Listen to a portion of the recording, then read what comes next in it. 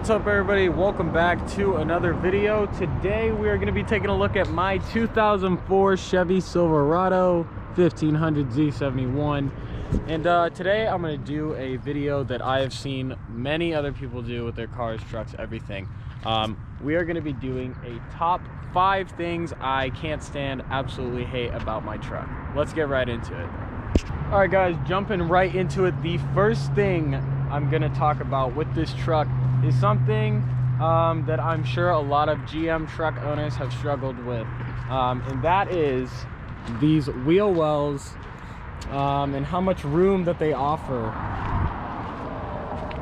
So when you decide to go with a bigger wheel and tire size, for instance, I have these 33-inch these 33-inch Nitto Grappler G2s on the truck with some 18-inch fuels.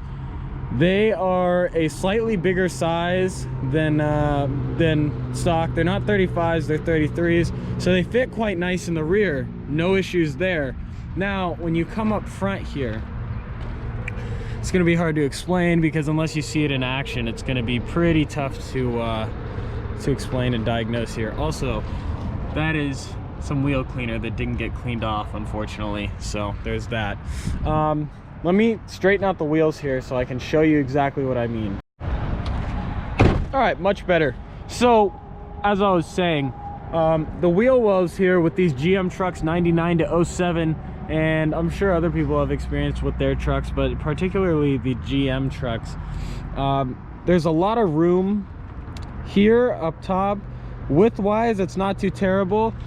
The issue is, instead of flaring out at an angle like a lot of trucks do, for instance, half-size trucks like Tacomas, they come down with this same line here and they almost come down, they sweep out farther. Instead, with these GM trucks, they come straight down, which is a pain in the ass if you ever want to get upgraded wheels and tires and you want to go a bigger size.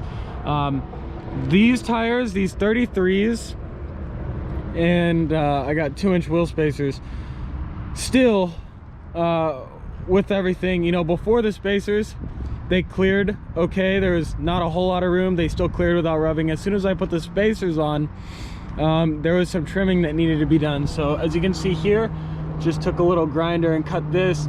I'd say if you're on a level like I am, this is probably the biggest size you could even go for, because say you went with 35s, you'd probably have to trim some of this metal, and that was something I wasn't willing to do. If I went with the bigger wheel and tire, I would just have to go to the 4-inch lift and call it a day. Like I said in the back, you know, there's no clearing option, there's no clearing issues here, because obviously you only have suspension travel up and down and not steering. Up here, like I said, this is really close. I don't know if you can see that, but overall this is just one of those things I can't stand. I wish the truck was designed in a different way, but obviously you can't change that. So this is really only one of those issues you're gonna have if you decide to go with a bigger wheel and tire. All right, guys, talking about the next thing here, I want to address the 4L60 transmission in this truck. Now, anyone that's owned one of these trucks is gonna know exactly what my complaint is with this truck. And I'm sure everybody has a very similar one when they talk about the 4L60 as a transmission. Now, given it's an automatic, obviously it shifts itself at the RPMs and everything it believes is right. That's not my main thing with it. It's more or less that it's a very laggy transmission. I mean, if you mat this truck on the freeway, sometimes it'll rev up way past what it should be doing and then it'll shift, or it'll shift too early. I mean, sometimes the transmission's got a mind of its own. Unfortunately, there's nothing I'm gonna do about that, hence why I have not done any power mods to this truck. I haven't even done anything performance wise because honestly I'm not quite sure the transmission's gonna handle it. This truck only has 96,000 miles with the original transmission, so I mean, it always feels like a ticking time bomb, and I know a lot of people are able to put their transmissions up to almost 200,000 miles, if not farther. but the way I drive and a lot of people drive, when you know you punch it around a few times, the longevity of the transmission is probably diminished a little bit there. But yeah, that's probably my biggest complaint with this truck overall, is it's got to be this transmission. You know, the 4060, they've been using it, or they used it, I believe, in some of the OBS trucks as well. I'm not 100% sure if that's even a fact. I'm just thinking, I'm pretty sure. So, because I had a buddy that did the same thing, blew up his transmission. I just don't want to be that guy. I don't want to blow it up. So hence why there's no performance mods on this truck. Just don't think the transmission can handle it. All right guys, moving into the truck, I want to talk about the interior for a second. Now, everybody knows these trucks are notorious for their cheap plasticky material that they use for their interiors. A lot of GM vehicles are subjected to this, not just the trucks. I feel like GM has been doing this for years, and their new interiors even aren't that great. But all this stuff is just cheap plastic.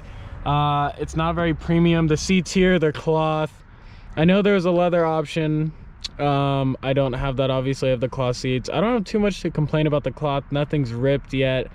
But you know, interior is cheap. Like, this fucking bolt fell out and I still haven't gotten a new one. It's that type of thing where it's like the simplest stuff, especially just on the interior, something you're looking at 24/7, will annoy you. Yeah, that's got to be number 3. All right guys, now number 4, I want to talk about the steering of this truck. And I know a lot of people have had this same issue. I don't actually know what has caused this issue. I have a few ideas. It could be like the rack and pinion, something like that. But the steering, at least when you're going down the road, is very creaky and loose feeling. It almost feels like the steering wheel is going to pop off at any minute. Now, the steering wheel will not pop off at any moment. The steering is fine.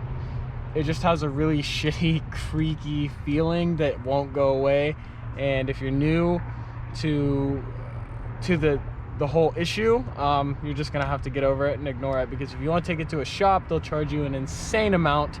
And if you want to do it yourself, you might as well have a shop yourself to work at, because you don't want to do this job in your driveway. It's a massive job, and for all that just to fix a sound, it's not worth it to me. For some people, I guess, if you got the extra cash, you might as well go ahead and do it. I mean, I bought the truck with this as an issue.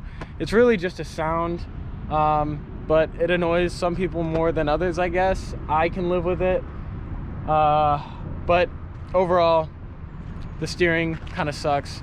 It is a truck. It has no steering turning radius. That's not the point. It's mainly just how creaky the column is and everything. But yeah, that's got to be number 4. Now, number 5, the 5th and final, has to be the general electronics, the electric, all the wiring, everything that is to do with electric motors and, you know, relays, all that shit, all fuses, everything electric on this truck either doesn't work or it just shits out all the time.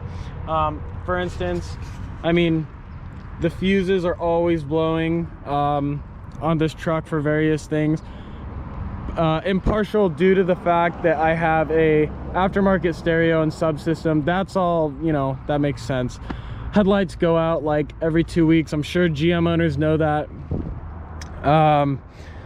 The window motors are very laggy. This one rolls up slower than the driver's side. You know, in general, GM's wiring is just not the best, and their whole electronics, they're just not the best. Another thing I'd like to bring up about the electronic stuff, the ECU entirely in my truck, when I bought it, I was unaware. I didn't know how to test for it, and really, it's the one thing you can't test for when you're buying a vehicle. But this truck wouldn't pass smog, and it was bone stock when I bought it, so that was surprising me.